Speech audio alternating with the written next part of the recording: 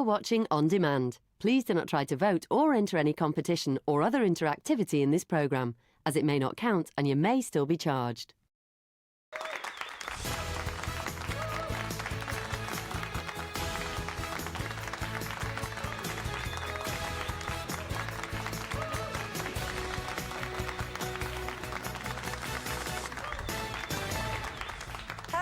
Welcome to your Tuesday loose, whatever it is. I'll put my teeth back in.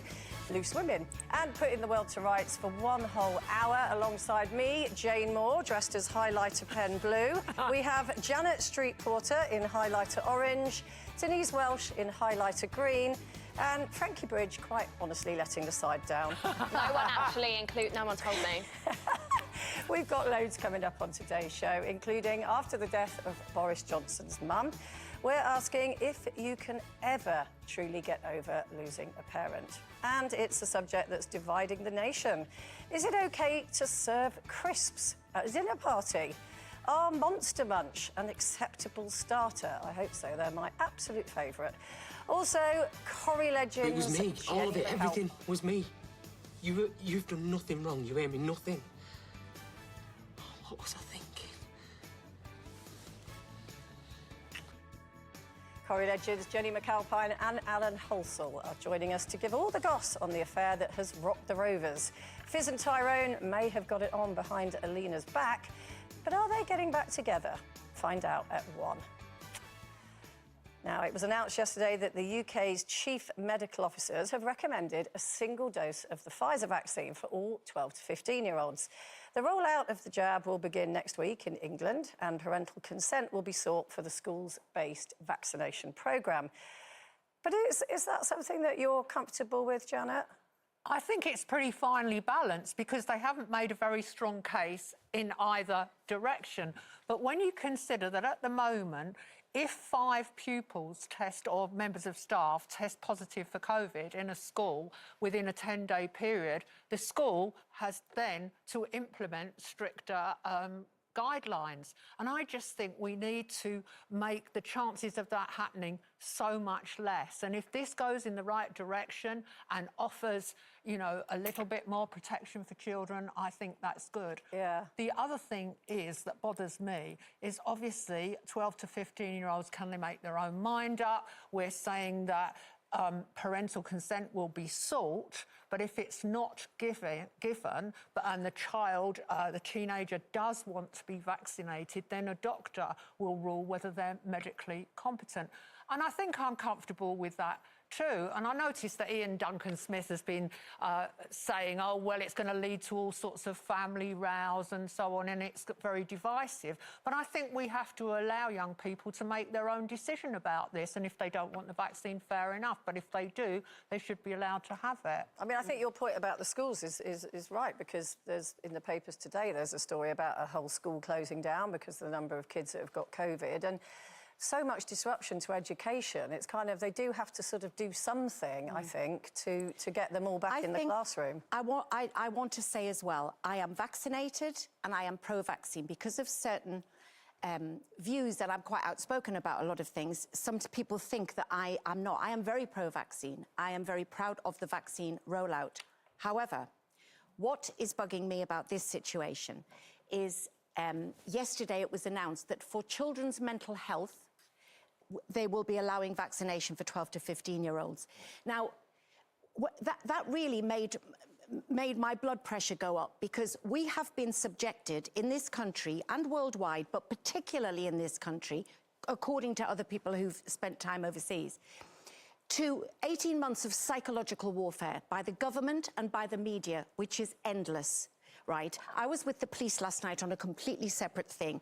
Most of their call-outs have been an increase in domestic violence and an increase in attempted suicide. No matter what Nadine Dorries says about the suicide rate, the Samaritans say in all of those helplines have seen a massive increase in mental health issues. And there has been no effort to compensate for this over this 18 months for children. There are children who, as soon as they hear a parent has COVID, says, "Are you going to die, mummy?" We had in Scotland last year those horrific infomercials where the teenager cuddled the granddad turned green. This is psychological warfare, and there is a state But we're going to of talk malaise. about mental health services in a minute. No, but this is what they're basing it on, Jane. Yeah, but if you yourself, I know your boys are older, but if you had a 12 to 15-year-old, what would you do? Well, I am just glad that I don't, because the vaccines are not the hill I'm going to die on per se, because I don't know enough about them. Apparently, what I do find interesting, and apparently the GILIC, what is it called? Competency. The GILIC, yeah, has always allowed the clinicians to make the final decision. But I just find it interesting in a world where teachers, historically can't even give a Calpol or a paracetamol without permission, that now 12-year-old children are able to make their own decision. But to be fair, Denise, they could make that decision about other vaccines as well. Yes, but so the other COVID vaccines were going to actually save their lives when you're talking about something like polio or TB, whereas COVID, no matter what people say, even with long COVID, most children will get a mild to moderate. No, we know that, but it's not really coronavirus. about the children getting ill. It's about the children not transmitting it to other people who may get ill. We know that the transmission, and I know this is not the thing because it's about the immunity and everything in the community,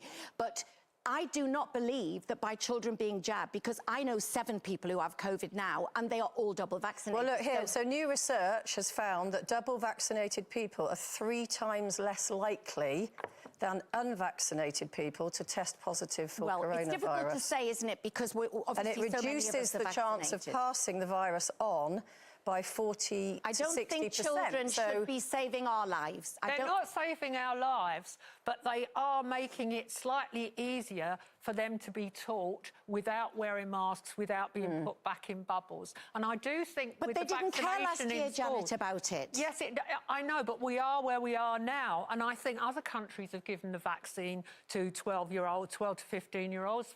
France, Spain, Germany, Italy, Sweden, Poland, America, Canada, Israel, and so on. So we are very late in coming to it. But let's not, deny teenagers the right, young teenagers to have the right vaccine.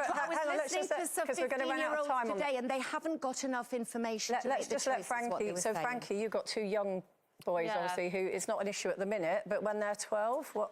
I think it's a really hard decision to make, like Denise was saying. We don't have enough real information, really, to make that decision. And if we don't, how are young people expected to make that decision? I think it's great that they will be given the opportunity to.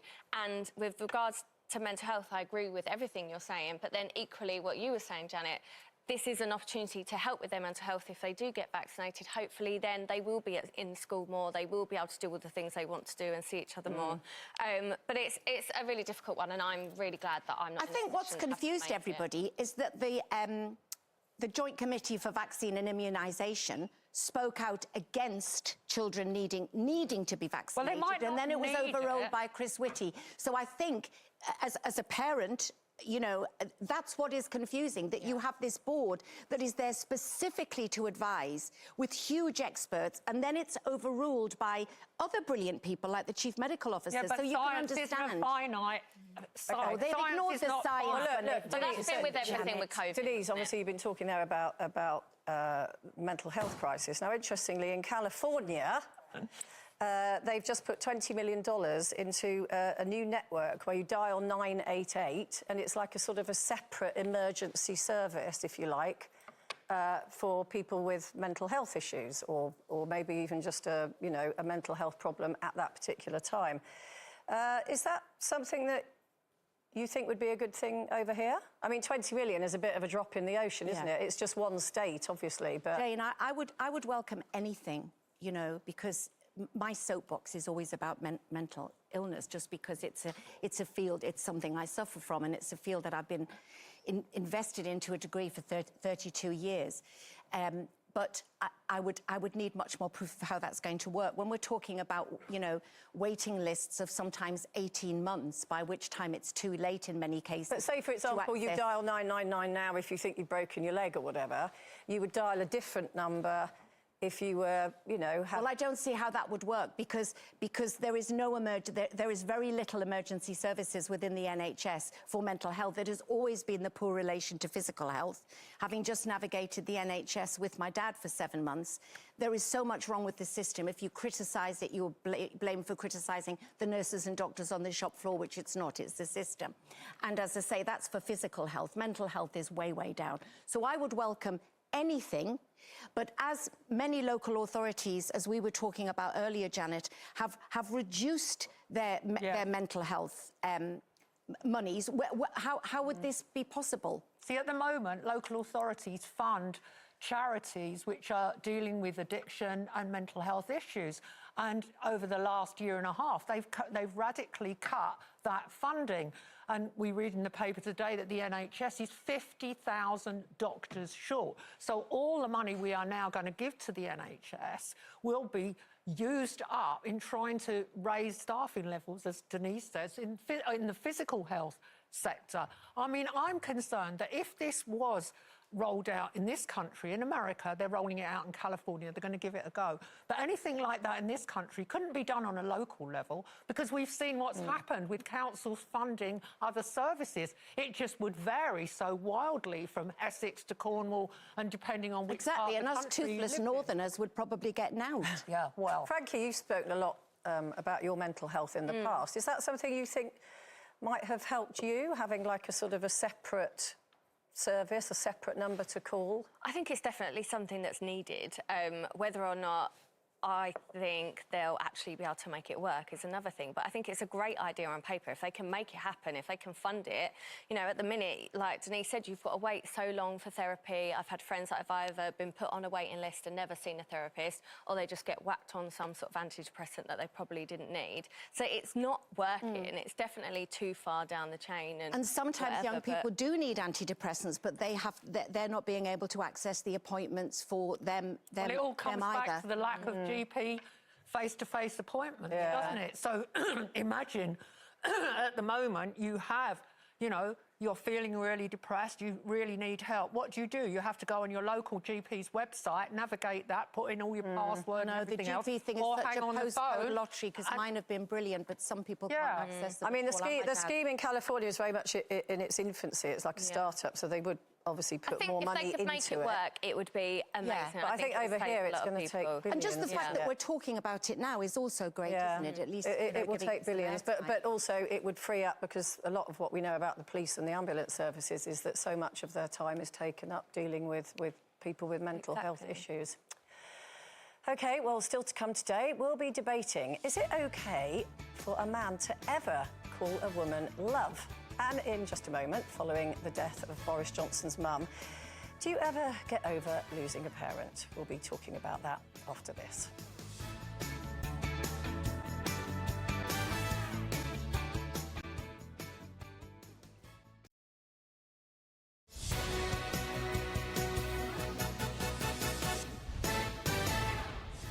At 1 o'clock, they're one of soap's most iconic couples. Corrie's Jenny McAlpine and Alan Halsall will be here to give us all the gossip on a very big week on the street for Fizz and Tyrone.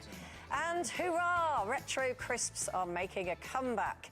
So is it time to throw out your feta cheese for a bag of Frazzles? Find out what we think at 1:15. But time now for our biggest competition ever. We had the prize in the studio yesterday, but don't worry, we've sent it back to the bank where it'll be safely waiting for the winner. Meanwhile, this biggest prize calls for the biggest celebration. And boy, have we got one in store for the people of Birmingham. And hang on, I think I recognise that gorgeous bird there. It's our Linda and her pal, Leslie Joseph. What are you up to, ladies? It is, ladies. The lovely people of Birmingham have joined us today for our biggest ever £1 million getaway. Now, we've been busting some moves, haven't we, Les? We have, Lynn, but we haven't got time to talk now because the gorgeous hunk that is Christian has put together some moves for us. Now, come on, everybody. What dance are we going to do, Christian? A disco-inspired routine. Are you ready? I'm ready. Let's go. We're going to start.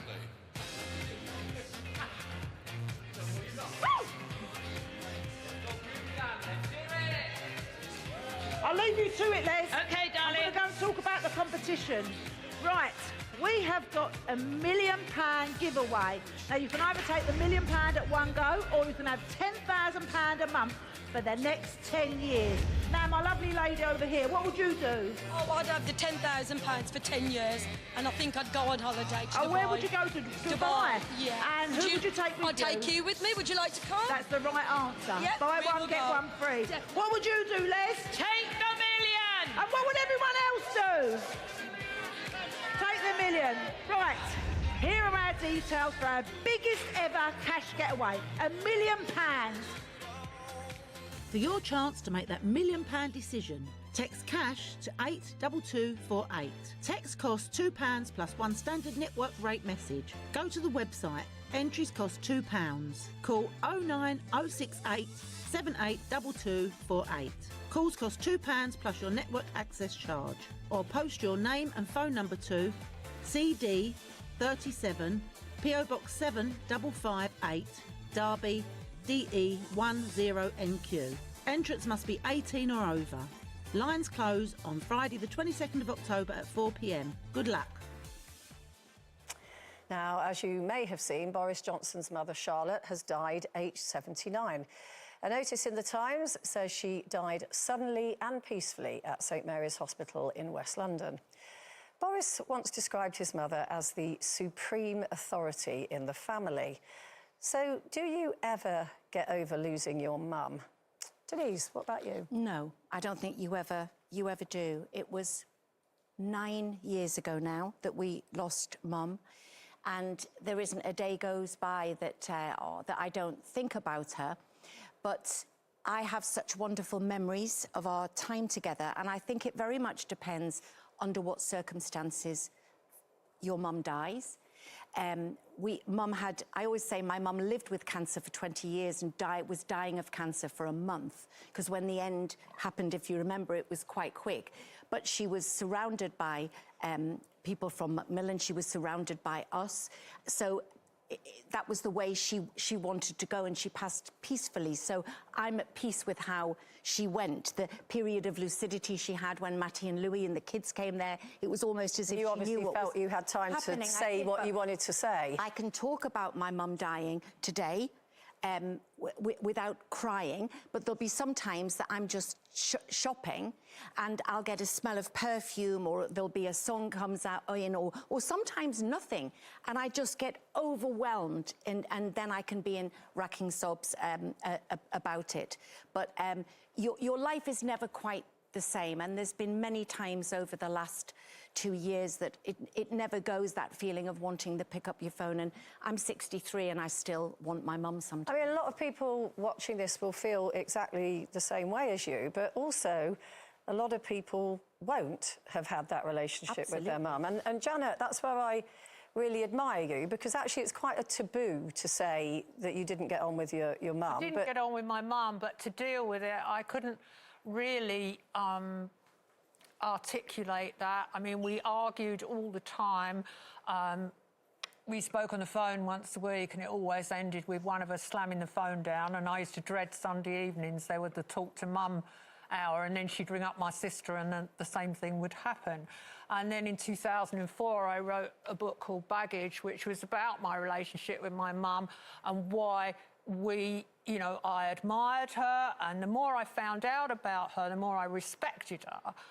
I mean, I loved her because she was my mum, but my goodness, it was an awfully difficult relationship. And when I wrote that book about you don't have to be best friends with your mum, it's not, a requirement, literally hundreds and hundreds of men and women and a few men wrote to me and said, thank goodness someone has busted that taboo that, your relationship with your parents is difficult, but with your mother in particular. And if you, like me, you work really hard and you are proud of your career, there was that element of competition. And then I realised, because she had left school at 14, a resentment that I had opportunities that had been denied to her.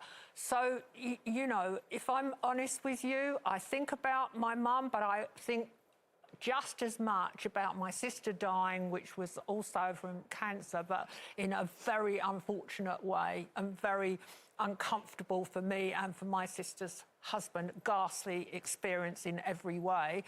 And I think about my sister, who I also had a difficult relationship with, but I miss her probably more than my mum. Because, you know, my sister was a bit of a laugh. And at her funeral, all these people came out from the supermarket where she worked, and I saw another aspect of my sister that I'd never seen while she was alive. Yeah. I think it's really important to sort of hear all the different perspectives on that, because it is such an important relationship in so many people's lives. What about you, Frankie? Because I know that your parents are still around, but what about your grandparents? You know what, I grew up really close to my mum's mum and dad, and they looked after us after school, and a lot of my childhood memories are with my nan and granddad, and my nan was the first person that I'd ever lost, and I found it really difficult, but I don't feel like at the time, I was really busy in the Saturdays, I was quite young, I had a lot going on. I don't feel like I properly grieved the loss of her until probably only really like last year started properly realising it, and I miss her all the time. And I think now that my granddad's passed as well, I had that realisation for my mum that it must be so strange for her to not have either of her parents around. She was really close to them, and it made me kind of think, God, one day that's probably going to be me. And they're like, you know, if you do have a good relationship, they're those people that are always there and you've grown up with them forever, you don't know life without them, and then for them to suddenly not be there must make you feel really lonely and vulnerable, I imagine. Yeah, I mean, it's... Your mum's still hanging on in there? My mother is still going strong, and we'll be watching. Hello, Mum. I won't say your age, because I know that I won't live very long if I do. Right, OK, still to come. Our debate on whether it's wrong for a man to call a woman love, or is it just PC gone mad? And in just a moment, the King and Queen of Corrie will be here to give us all the juicy details of Fizz and Tyrone's affair. Plus, we'll be reuniting Denise and Alan. Hey, I'm not serving you, not on your own. No, I just wanted a quick word, that's all. Did you? That is your house across the road, isn't it? Yes, it is. So if you're thinking of breaking in... Not you and all. I've put all that sort of thing behind me now. Right, well, I'm just warning you. You make one mistake, it follows you around for the rest of your life. Life can be hard, son. Oh, I love that. We're back with Jenny McAlpine and Alan Halsall next.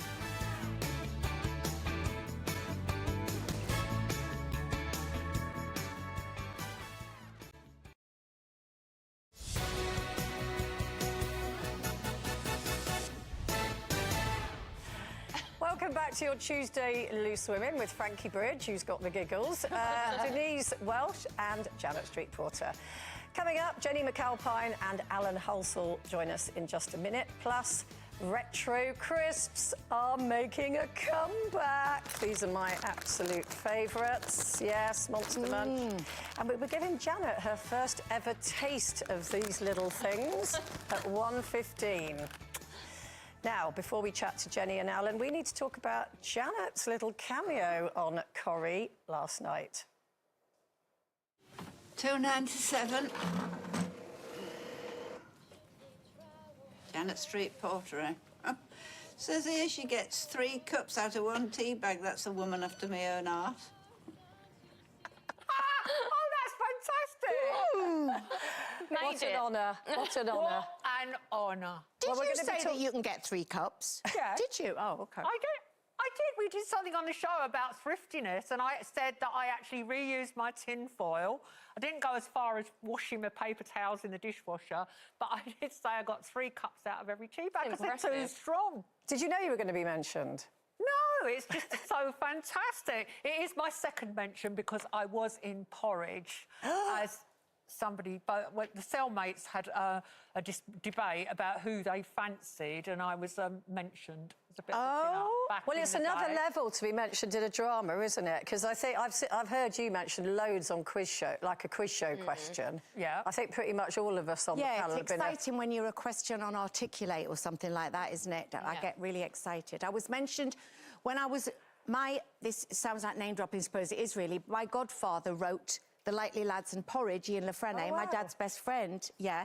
And so when I was little and the Lightly Lads was on, when Bob, Rodney Bewes, used to get Terry to reluctantly go and babysit with him, they used to babysit for Denise and Debbie. That was me. After me and my sister.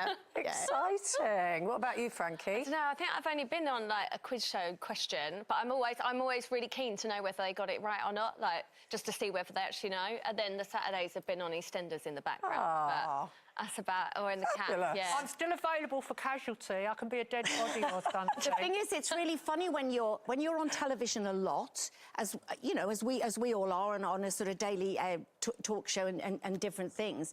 It's when you're not expecting to be. And if I can just quickly say that years ago, Tim Healy, my ex, who was on about 3 series at the time, when Dennis Taylor was in the World Snooker Championship and it came on the telly, Tim kept going, "There's me arm! There's me arm!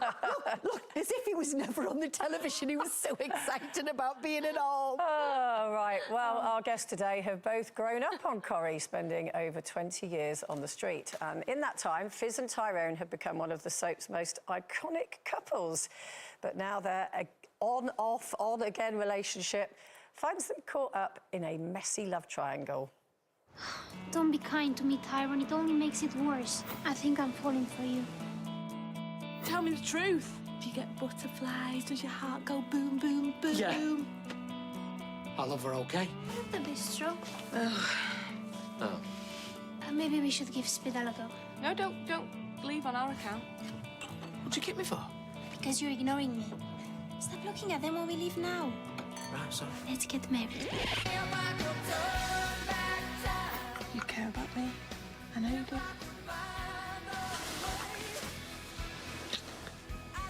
No, it was me. All of it, everything was me. You've done nothing wrong. You hear me? Nothing. What was I thinking? Ooh, Jenny and Alan join us now. Hi, guys. Hi. Hello. So, Jenny, let me ask you first. So, on, off, whatever. Is it going to be back on again as far as Fiz is concerned, do you think? Well, obviously Tyrone turned up at another. He keeps turning up on my dates, and last night he sort of confessed his love at like the worst time. I don't even think. I think I'd had my starter. I was still waiting for my main course. It was bad timing. I don't know. I mean, you know what Coronation Street's like, so I think there's going to be quite a few more bumps. You know, I literally just put it away, but I've just been reading the scripts. I think this might be the week before Christmas. I've got in my handbag down here. I'm not showing you though, because I can't tell you anything. Oh, go on, give us an exclusive. No, all right then. not even my bits. I was reading someone else's bits, and it's very juicy. Well, I mean, going into that, Alan, I mean, you guys have done so many scenes together over the years. Would you quite like you to kind of get back together again? Because it must feel weird not doing all your scenes together at the moment. Well, there's 2 separate people really in this. It's myself personally as an actor. Of course, I love working with Jenny every single day. She's a joy to work with. But also as characters, you know, there's a hell of a lot of history between the 2 of them. So, but as Jenny says, in Coronation Street, quite literally anything can happen. Absolutely. Well, I've seen a lot of people call you the new Jack and Vera, which I think is quite appropriate, because we've got a few best bits, so let's have a quick look. Don't we just make you go all limp? Limp? Got a chair. We need somewhere where we can let nature take its course. What the hell are you doing? Is Fiz on the way? Fiz, someone to see. Fiz, I'd like to feel at the whoa. Fiz, man in there. Come on, quick. Who was the secret lover? Let's phone her and find out. Mystery solved. Still. What? Nothing. This means you're going to be rubbing your hands all over naked people. It's massage therapy. Not what you're thinking. What? Take your top off. What? You heard me. Top off. It's us. We're turning into Jack and Vera. So Jenny, how would you feel about being people calling you the next Jack and Vera? It's a big compliment. Well, it is just that, Jane. It's a compliment, and people have said it. It's, I mean, it's not true, because Jack and Vera are totally irreplaceable. And I feel so lucky to have known them, and Liz and Bill, who played Jack and Vera, and we live in their, well, he doesn't at the moment, but I live at the moment, but we did live in their house. And still, that house on Coronation Street with its yellow and blue stone cladding is Jack and Vera's house, and I just feel like a very happy to be their lodger. And I love that we've still got that cladding, and we still obviously have bits of Jack and Vera, the photo there that we look at every now and again, especially when you've done something wrong, and like Tyrone was looking at it thinking. Alan, let me ask you, how did it feel working with the mighty Denise Welsh? Oh, absolutely. That's going back some years. Well, it is, I'm going because to say maybe 20 years. No, it's more, Alan, because I left. Well, I remember I was pregnant in real life when I left, and Louis 21 in March. So that's when I left. So when we started is about 24 years ago. And when I just saw those must have clips... been about 3. Yeah, but when that's, if I think of, if anyone says, oh, we've got Alan and Jenny on the show today, I still think of you and Jenny like that. It's so ridiculous. But I think it is wonderful to have been around in such iconic times, isn't it? But you and Jenny have really spent half your lives in Coronation Street. Can you believe it when you think back? Even more so. I mean, I wasn't expecting to be in Coronation Street this long. I think I was told originally about 3 months. And then it's like 23 years later or so now. And but we love it, me and Jen, and we love being part of this show. And every single day is a joy just getting new scripts. So long may it continue. I've got to ask you two about the royal visit to Corrie that took place in July, celebrating your 60th anniversary. I love the pictures of the Queen walking along the street. So what was the day like? She was. I mean, honestly, sorry, go on, Jen. No, go on, you say it. Alan, come on. What are you? For me, honestly, it was one of the best days I've ever had. I couldn't believe it. The tingles I got when she stepped out of that car onto the cobbles was just amazing. I looked dead angry there, but I'm not. I just wanted to remember it and take it all in. You look anxious, Alan. I don't know about angry. You look anxious. Did you have lessons in etiquette beforehand? Yeah, you know, I remember getting my bow out really early, and I wanted to do everything right. But it was an incredible day, and I felt so proud to be a part of Coronation Street that day. Yeah. And of course, making our families proud, meeting the Queen. Yeah. Alan, you said that you've been on the show for over 20 years and you're a mechanic on the show. Have you managed to pick up any tricks of the trade? Like, being honest, after 20 odd years, you'd think I would learn one thing at least. Nothing. Nothing? Nothing. Look at them, man. They've never done a day's work in their life. Oh, well, it's been absolutely great talking to you guys, and do come back again, hopefully when you're a couple again. Yeah. We would like to see that. Or anything like that. Yeah. No, come on, we all want that. OK, well, thanks ever so much for joining us, and Corrie is on tomorrow night for everybody who's a big fan, like we all are, in fact, 7:30. Thanks, guys. Coming up next, retro crisps. Like these are the new trendy thing to have at a dinner party. But Janet has never even tried my favourites, which is Monster Munch, until now. Is it OK for a man to call you love, or is it just sexist in 2021? We've got all of that after this.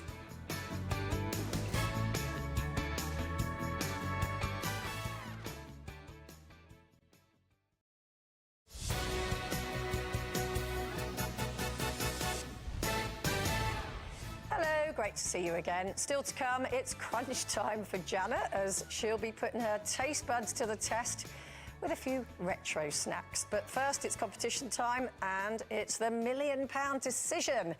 Would you take £1 million in one go, or £10,000 a month for 10 years? Not sure about that. Back to our Linda and Leslie Joseph in Birmingham. Hello, ladies. Hello, ladies. Let's say a big cheer for our people of Birmingham who have turned out, especially today, for our £1 million giveaway. Are we ready, Les? As ready as we'll ever be. Christian, are you ready? Let's yes. do People of Am I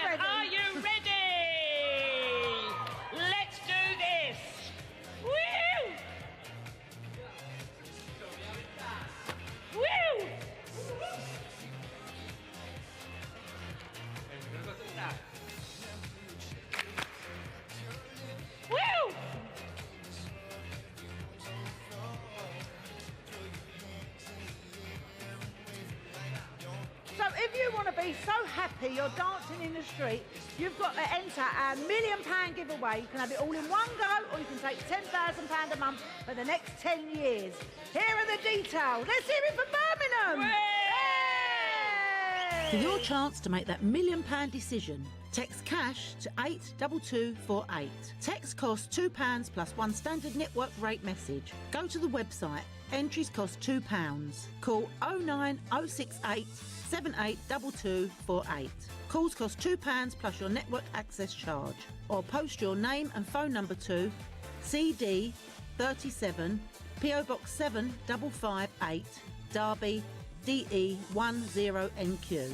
Entrance must be 18 or over. Lines close on Friday the 22nd of October at 4 p.m. Good luck. Linda, are you going to bring Christian back with you? Of course I am. I'd love to if Leslie don't get in first. Have fun, ladies. Oh, yeah. Oh, go on. Oh, my word. Look at that. Oh, I love her.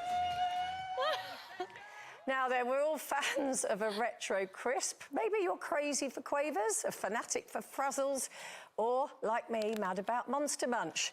But how would you feel if they were served at a dinner party? Yep, trendy people are now replacing the old hummus and breadsticks with retro snacks, using them as a conversation starter. I'd like to start the conversation with these.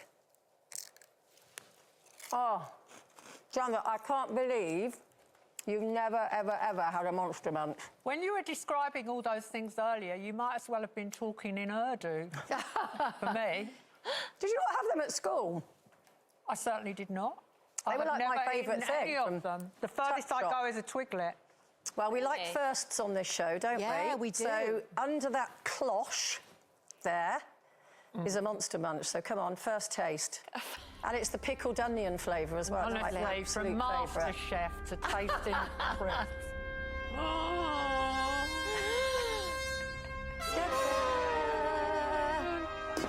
Right.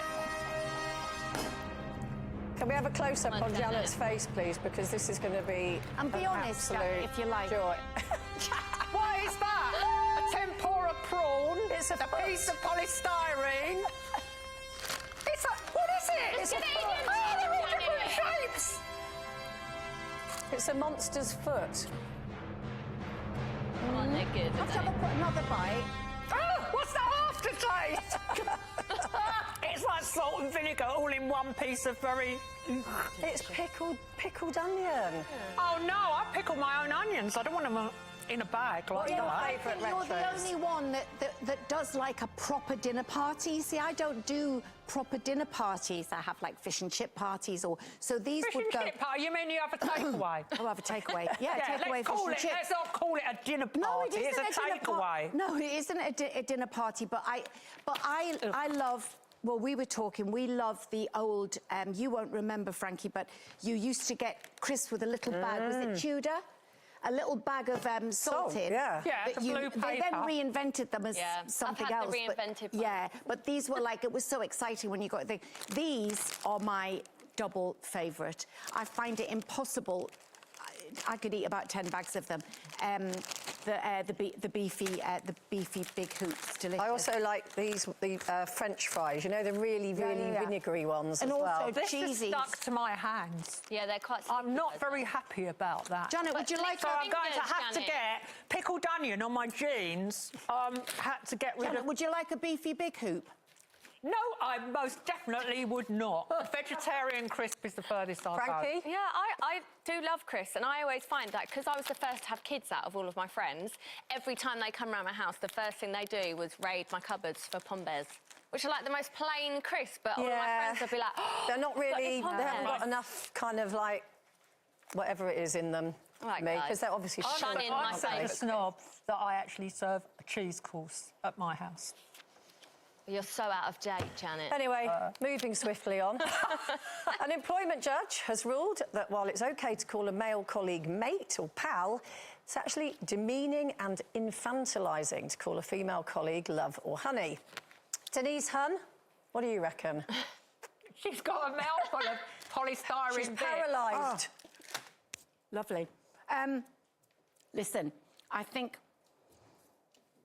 Oh, come on, we've only got 2 minutes. I think, sorry, it's because I think it's all going too far, right? This nonsense about what you can and can't say. Obviously, there, you know, there are some things that it's right that we've moved on. But if you took the words hun, love, pet, flower away from, say, Geordie's, I mean, that's half the vernacular gone.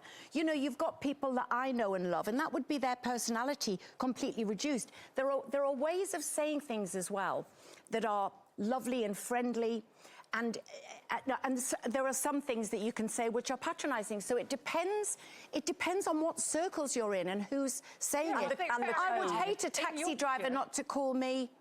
I wouldn't hate it, but, you know, if he goes, you're right, love, can I help you with those bags, love? Then that's... Well, there's love, and then there's too many loves. Do you know what I mean? One love is acceptable, a couple of loves, all right. Has anyone ever dared to call you love? People don't know they're doing it because it's just a figure of speech. I mean, growing up in central London, I suppose mate was what everybody said, you're all right, mate. And I thought, but I'm not your mate. I only just met you, but that's my very literal way of interpreting it. And I do find it's patronising if it's not, as Denise says, part of your vernacular of the part of the country. Like in Yorkshire, they call people pet or love without, it's just a normal figure of speech. But if you were in London, in an office, in the South, it might just be uncomfortable. Honey, don't even go there. I think honey's a bit of a step further, but I just think, look, I might find it annoying if someone keeps saying it or if I feel like they're being patronising or something, but I don't think I'd dwell on it. I think I've got more to be annoyed about. Yeah, it is all about tone for me. But is it different if a man does it to a woman? Because if a woman says, darling, for example, to me, I think, well, you are being a bit super friendly, darling, I don't really know you that well. Because I think it's a question of two things. How well do you know the person, and is it a man or a woman saying it? Well, it's like if Wayne calls me mate, I'm like, excuse me. And I go, oh, yeah, sorry. You know what I mean? It's weird. I do say I think I say not darling, though. I think I do say darling to my friends. Do I call you darling? Sometimes, but you are very show busy. I'm very show busy. Do you know what? That is very true. Anyone watching, we are really good friends. Thank you, Janet, darling. Oh, yeah, patronise me to the end. Yes, thank you. That's hilarious. Righty-ho, well, that's it for today. Tomorrow, we are joined by former Loose Woman and Corrie legend, Sally Lindsay.